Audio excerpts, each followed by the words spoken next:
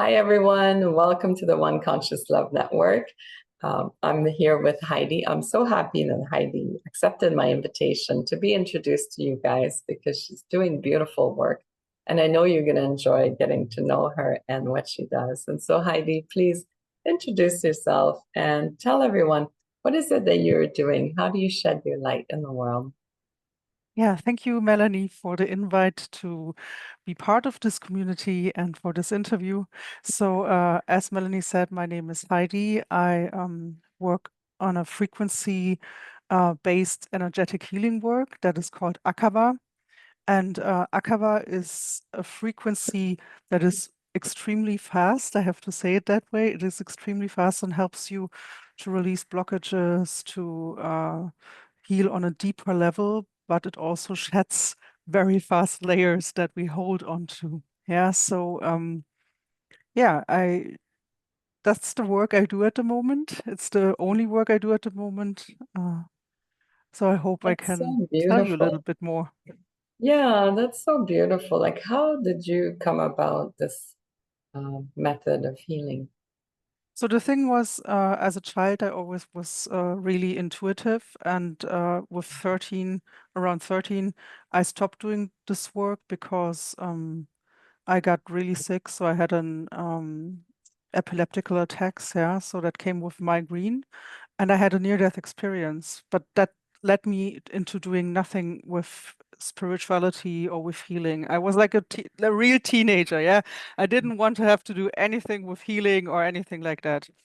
And a few years ago, I got diagnosed an autoimmune disease. So my body reacted to something. The story is much longer, but I keep it short. And during that process of being in that autoimmune disease, I noticed that I was doing that to myself. And being in the hospital, suddenly something talked to me and said it was time. Yeah. And I first didn't know what time for what, yeah, like, because I was not in that consciousness at that moment. And actually, my journey began there with the healing of my autoimmune disease. Yeah.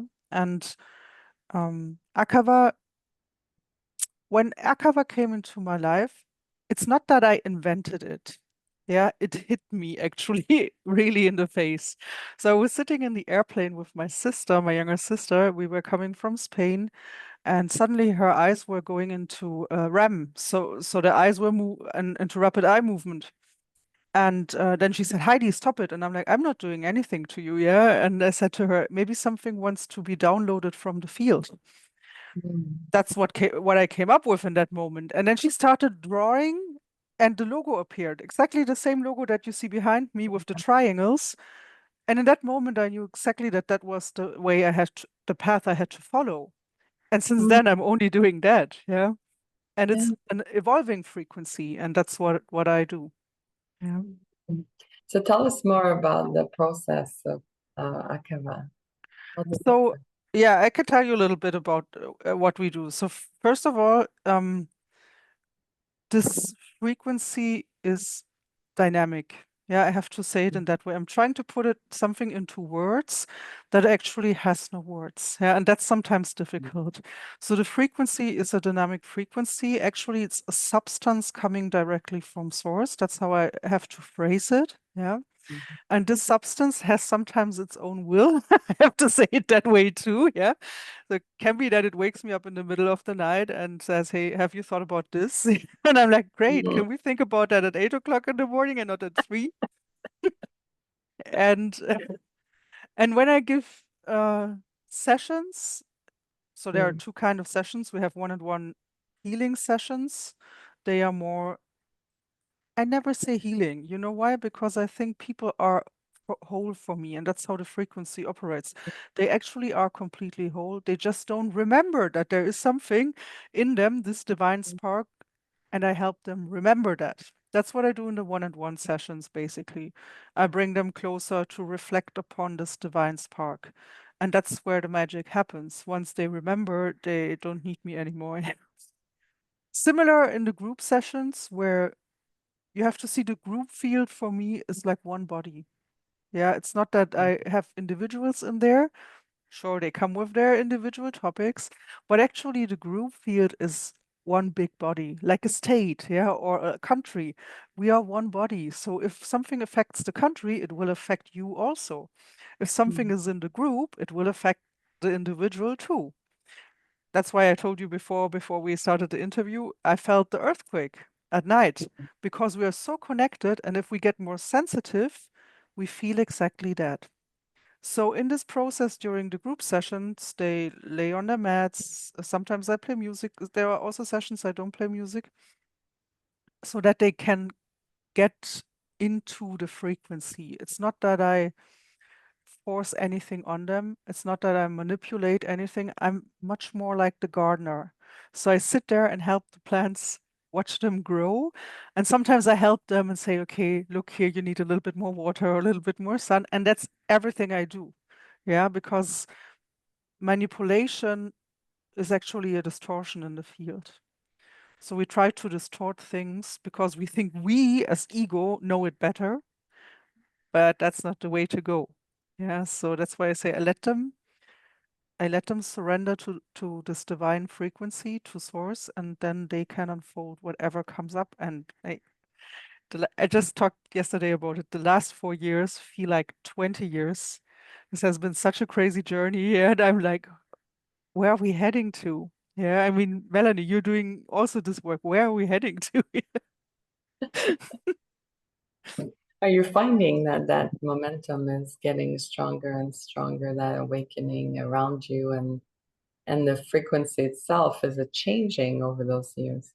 Yes, yes, it is changing. I mean, I saw that you were with Dr. Joe also, yeah. So, for example, I was with Dr. Joe also at a certain time, and I remember that being in Malta with him. Yeah, I was in Malta with him in a week long. And there were these beings talking to me, and they said to me, your task is to bring the others home. And since then, actually, that's what I'm doing. I never knew exactly what home was, but now I know that is a state of consciousness. Yeah, it's home is a state of consciousness where we are one, and that's where this oneness works, where the unity works. In this reality, if we're honest, it doesn't work because we are here to live and to experience separation. That's why sometimes this oneness thought has to be seen into a more abstract level where we are, yeah? And that's why one conscious love is also on an abstract level, always there. Yeah, it's always there. It never is gone, even if there are terrible things happening outside. Yeah, but this one love is always there, just that we don't get it sometimes. We just Yeah, don't remember. get distracted and pulled away. Yes. Exactly. Oh, that's beautiful. I love that. I love that. What do you see for the future? What do you anticipate things to go like? Okay, that's a tricky question, yeah, because in the understanding of what I do and what I teach, the linear time is not real. So if you ask me about the future, I'm like, what is she asking about? What does she mean? Does she mean a state of mind or um, the future? Okay, let's go into this time and say we have a linear time on this world and things are unfolding. I think more and more people will remember. Yeah, I think more and more people will remember, no matter which work they do. Yeah, that doesn't matter which team they play or whatever, however you want to call it. But I think that more people are going to remember. And hopefully, yeah, hopefully, because I'm very optimistic that we can do it. Yeah, that it is possible to, as my colleague yesterday said, to win the freedom and not the war. Yeah, it's not about winning a war, it's about winning freedom. Yeah, and letting the people live in this freedom. So I think we will have more freedom and consciousness. So I'm optimistic about the future. That's so beautiful. And how do people work with you? You mentioned a little bit of one-on-one group sessions. What are some of the ways that you offer your services? It's funny that you say that. So in the beginning, Yeah, most of you know human design. So in human design, I'm a manifestor. So the manifestor has like this aura that shields him. Yeah. And I sometimes felt like that because people did not understand that I sometimes need my rest cycles. Yeah, I need to pull back. And it's not because I don't like people, it's just because I need the moment to pull back.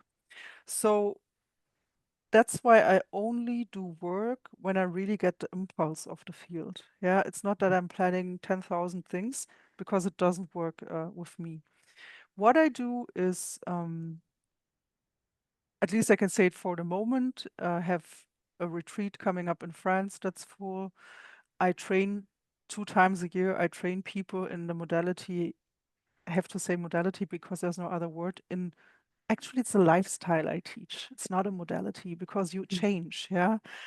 So I really say to everybody, if you are afraid of change, if you are afraid of transformation, don't work with me. Because if I can guarantee one thing is that it will shift, yeah. In one-on-one sessions, I have people that come uh, live to the place where my partner works. So he's osteopath. And so sometimes the people come there and want to meet me and work with me.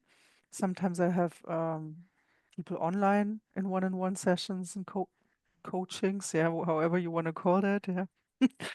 And I have a 4 weeks course I sometimes do online during the year in English and German.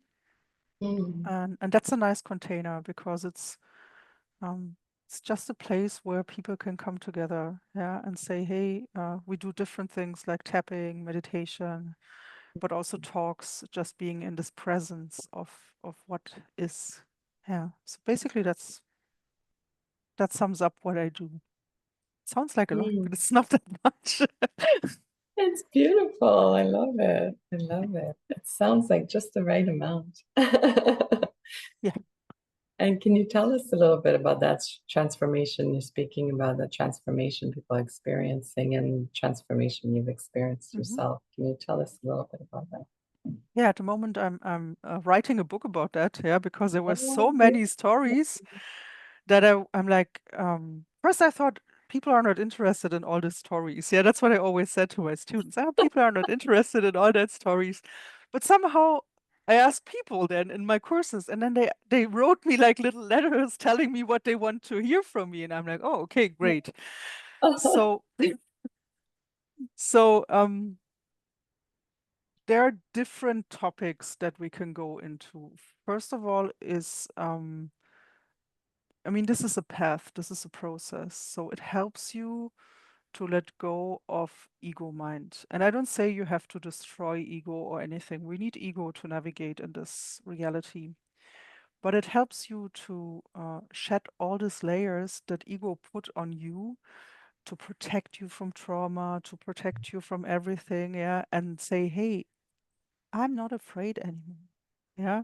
And being free of fear, and you know, fear is a very low frequency, is for me an extraordinary step in our journey towards whatever you want to call it, enlightenment, awakening, or whatever. Yeah. I don't give so much about the wording because I say that's also putting you in a box somehow. Yeah. If you say, hey, I'm enlightened, I say that no, that cannot be that. I cannot be enlightened. Yeah. Um, on a physical level, I had a lot of changes. So sometimes painful because it just is painful. Restructuring of physicality, of matter can be painful. And sometimes people say that after the sessions, they feel like hit by a truck or something. They are extremely Mhm. tired or so. And I said, yeah, that's sometimes part of the process that things have to go that are dense in our physicality. And when they start moving, when density starts to move, we notice that in form of being tired or whatever. So I am healed from my autoimmune disease completely. I'm completely healed. And with me also others that are in the group that had similar symptoms. And what I also can say, I released patterns and I had patterns that I didn't even know I had them. Yeah. So sometimes these patterns are really crazy. And one of that was a pattern in my relationship. So I suddenly noticed I was living the same relationship as my parents. And I never noticed that before. It took me more than 40 years to notice that. The moment I saw this in the session suddenly, it showed me that I could release it, and the partner I have now is something completely different compared to what I had before. Yeah, he is just the right person. Yeah, it's just like it's one consciousness. We are not different, and that's beautiful to witness and to see and to live. And I wish that for everybody. Yeah, to Yeah. be in a relationship that, yeah, that's one and not Mhm. separation in any way. Um, There are a lot of stories like that. So we had a lot of people had visions, people suddenly got telepathic or started to see was going to happen, as if we are gathering, and I have to say it this way, as if we are gathering superpowers, cities that we had lost, and suddenly people were communicating telepathic with me, and I'm like, I don't like that because I don't like you to see it through my mind constantly. Stop it. Yeah, no. It was a fun event because it was such a wonderful experience to not be separated and not even in mind. Yeah. And just exactly knowing what the other person thinks, what the other person goes through, and everything. So Mm. that is one part, the personal part, I would say. There are personal shifts that happen, sometimes also painful in a sense that people drop out of your life because they're just not the same frequency anymore. You have to be prepared for things like that too. Yeah. Right.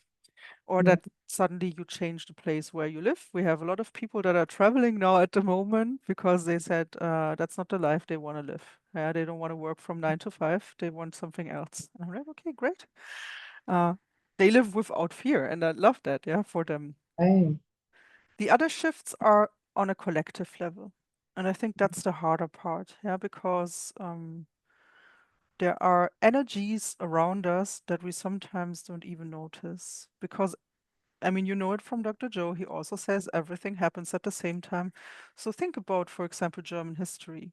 Yeah, if you take Germany energetically, everything that happened here, there is a huge potential in transforming what has happened into a healing energy.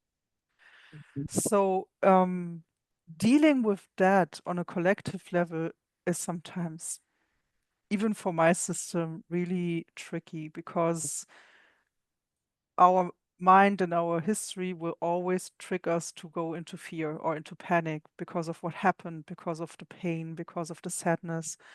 But on an energetic level, all the pain, all the sadness, everything we live through is just a movement. Yeah, there is, for the field, there is no distinction if it's good or bad. It's just an extreme energetic movement. So, a friend of mine, he's a mentor of mine and friend, he lives in Tenerife, said once to me, if we would be able to transform and shift that energy, that emotional energy in countries like Germany, for example, into a healing energy, hey, the problems would be solved. Yeah. Mm. But we didn't even think about that yet. Yeah. Because we don't want to talk about that because it's part of our ugly history or something. Yeah. But we have to think about that, that energetically it is still there. Yeah. It is still there. And it will be in other countries exactly the same. Yeah. Yeah, that's so beautiful. And I think a lot of people can relate to that on the personal level as well, of that shame and guilt, and you want to look away kind of from the past, or Yeah. maybe a decision you made that you regret. And so yeah, that is a beautiful concept and way to look at it, is to let go of that energy and free yourself of that. I think that would be such a movement of love and compassion Mm. that Mm. definitely is needed in the world for sure. That's beautiful. I love that. I always ask everyone what one conscious love means to you, and I think you've partially answered it already, but please, how does it feel for you? or how does it feel for me? Um, it's all encompassing. It's everything. It's Yesterday I was asked what is a miracle for me, and actually it's exactly the same. It's these tiny Mhm. things in life that we don't see anymore. Yeah, like the birds flying in front of my door this morning, or the raindrops that come down and have their own rhythm that they put onto earth, and all these little things are love, are signs of love. Yeah, and we just don't see them anymore because we take them for granted. And being a little bit more, yeah, focus on that instead of social media and all that. That would be helpful sometimes. I think people would not be so sad anymore, yeah, or so fearful anymore if they would let that in again, the natural rhythm of Earth. Yeah. And all the beauty it holds. Yes, Yeah. definitely. I love that. I love that. There's nothing like appreciating nature for sure. And we're very Mm. lucky to live on this earth and get to experience it. That's for sure. Absolutely. I mean, guys, have fun. Yeah, that's love. Yeah, being here and having the adventure of your lifetime. Live it. Yeah. Yes. Yes, absolutely. Anything else you want to share with everyone watching? I think I said basically everything I had to say today, and yeah, excuse my English, it's not the best, but I try my best No, no, to no, word that's perfect. It's to perfect. word. You're doing great. It Thank was you. so good to connect with you, get to know you more, and introduce you to everyone because you Thank you, definitely Melanie. apply your light very brightly.